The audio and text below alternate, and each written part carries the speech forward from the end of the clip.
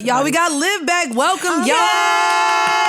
Yeah. We back. We missed you so much. We had a hell of a week. Yeah. Liv, thank you for joining us back. I know we got to call you, but it wasn't the same It's last not week. the same. No. Because I definitely was home like, oh, God, I wish they would hang up this phone because I'm hurting so bad. Oh, no. Oh, no. Larsa.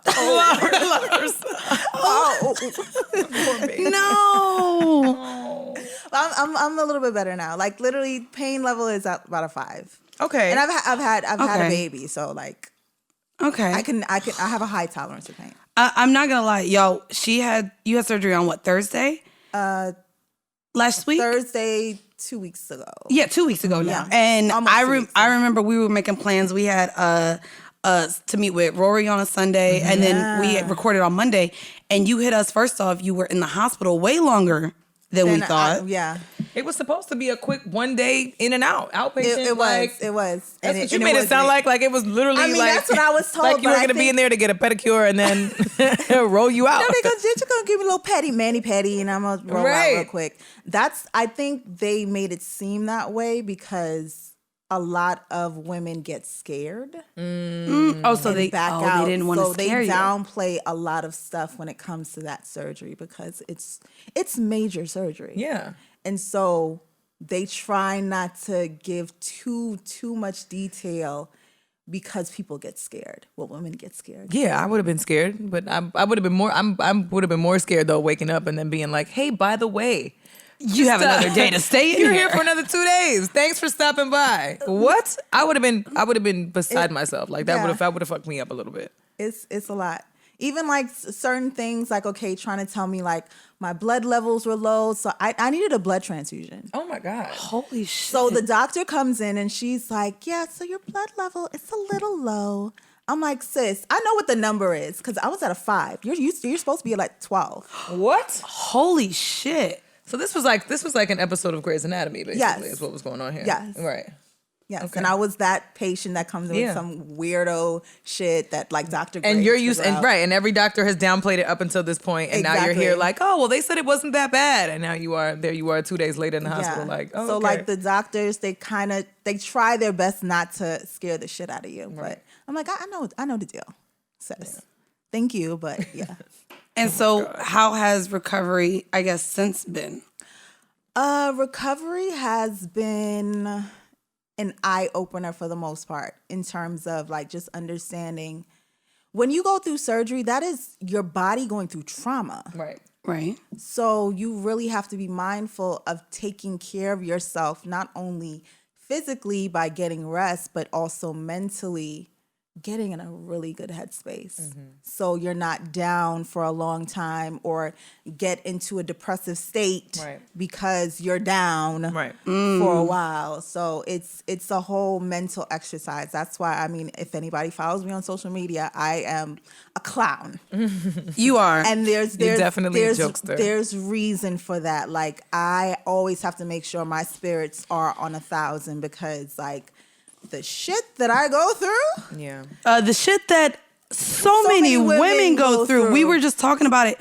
And I told, just Liv, how proud I was of her this week. Thank you. Because you posted, thank God for the graphic warning You did. before, but I was like, where did that fit in your body? I was like, so for y'all that don't follow Liv on Instagram, she posted, it is a graphic image of all the tumors that were removed. And Devastating. holy shit. Devastating to Yeah. even see as a woman, to know that all of that stuff could be in your body and you not even realize. 5'3", about 132 pounds before the surgery. That was what was inside my body. And I couldn't imagine, like, so even, and again, for the fellas listening, I was just thinking, like, damn, men really, like, yeah, y'all talk about our laces lifting and our nails being chipped and when we're overweight or underweight, whatever is not to your liking.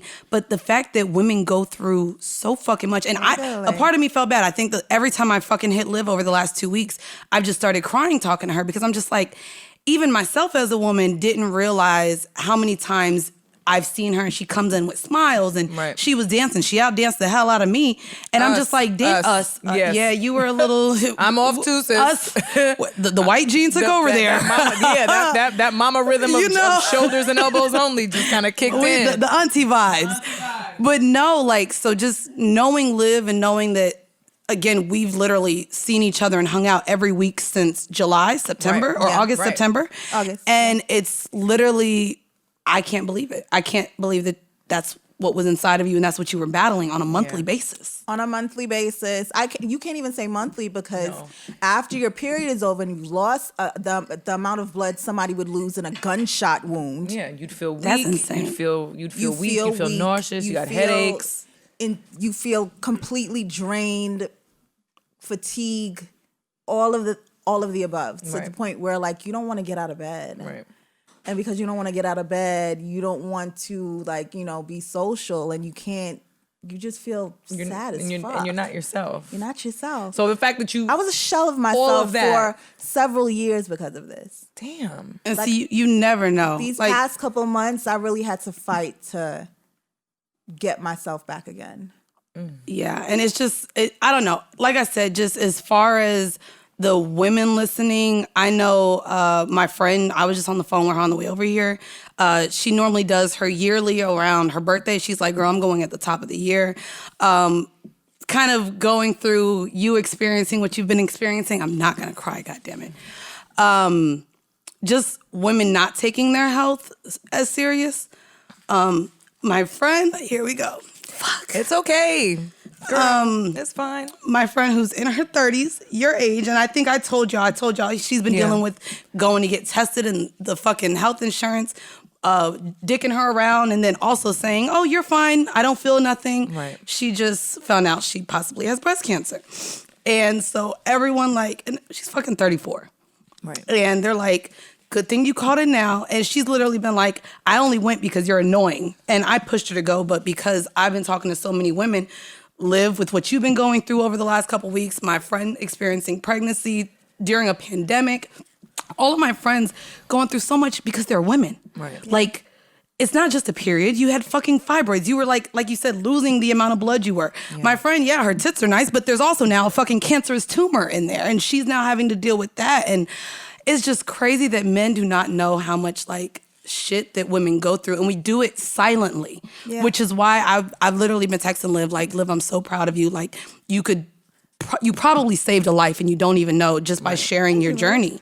Right. And I really love that you did that. It's super important for me to do it because in my experience of dealing with this, I didn't have nobody so many women. It's not until I was like, I have this and it's bothering me, and so just in my family. Right. My mom is like, oh yeah, when I had your brother, we had a C-section, I got it removed. Are you kidding me?